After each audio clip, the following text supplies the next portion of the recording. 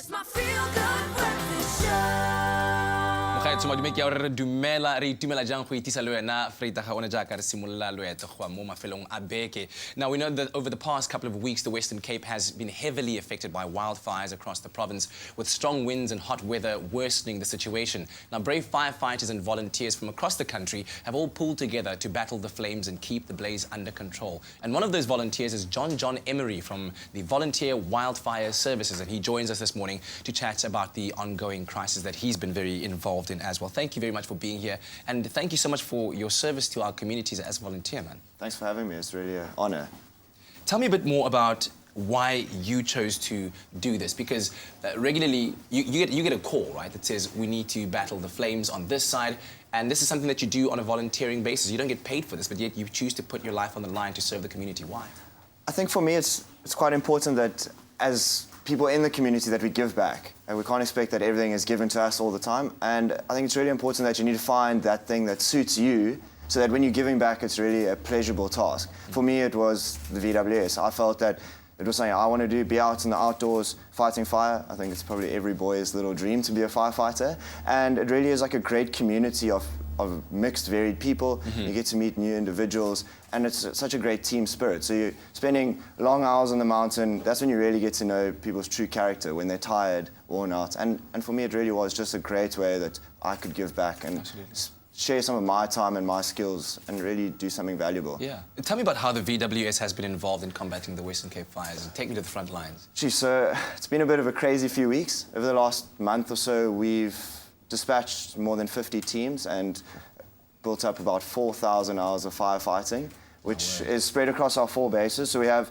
a base in Newlands, which is our largest base, then a base in Jonkershoek and Stellenbosch, and a small base in the South Peninsula in Fishhoek area, and we've just formed in the last year a base in Grabo. So from those 4 bases, we have contracts with Sandparks, Cape Nature, and the Overberg District Municipality, and if there are fires within their regions, then they will call on our services if they're needed to send teams out to the fires. Yeah. So we've had teams out in Helderberg, out in De Toys Kloof, on Signal Hill and Deer Park, and then recently as well out in Simonstown, Ocean View. So with all of that, it's added up to quite a lot of hours. That's great coverage, man. Yeah, well done to you and your thanks team. Very much. And so what should people do then if they, because we've just spoken now that the hot weather and the winds are worsening conditions, so the likelihood of there being a fire around your community is very high.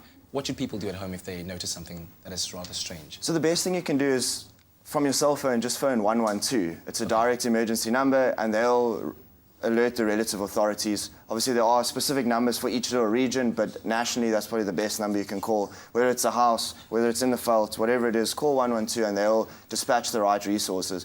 Then if you live in an area that is fire-prone, like around Table Mountain, I think you need to be aware of the fact that you may be requested to evacuate your house. It's not out of huge danger, but it is a precautionary measure. It's much better if their people aren't around. Obviously, the primary thing for fire services is to protect human life. Yes. So they need to get people out of the areas where there's potential danger. And in that process, you should be aware of the things that you want to take with you. So the important things like your ID and all that sort of stuff that you want to get with you. Absolutely. And the other big thing is that when there are fires, we tend to all race there to want to get the cool pictures and all that sort of stuff. But it's really important for the communities to stay out of those areas. The emergency services are trying to get in, and that influx of other people really does just cause traffic congestion and other complications for the emergency services. So true, and that's one way in which the community can lend its support to the VWS and, of course, many other organizations that are helping to fight the fires. But what else can they do? Because, as I said in the beginning, we're very appreciative of the fact that you're putting your life on the line, but what can we as a community do to support your efforts? So, as an organization, the VWS, we've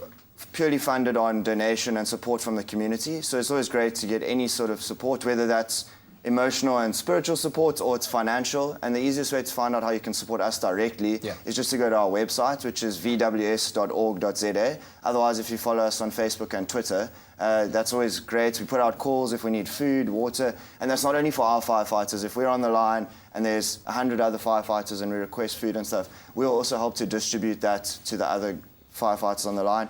Otherwise, when there's fires in your community, you can always drop off resources at your local fire department. And they also help to get that out to other firefighters and to all the people working, whether it's in a building or on the mountain fighting a fire that's sort of raging towards your house. Yeah, inspirational stuff, man. Jon-Jon, thank you so much. And once again, thank you for the services that you provide to our communities out there and helping to keep us safe, man. Thanks very much for having me. It really has been an honor. Jon-Jon Emary from the VWS. You can check them out on Twitter at VWS Fires. And as we said, that website once more, vws.org.za. But we're all about keeping the fires controlled and for the fires to provide us with pleasure, especially as we look on to the weekend coming up. So let's go for a little bit of a braai, shall we?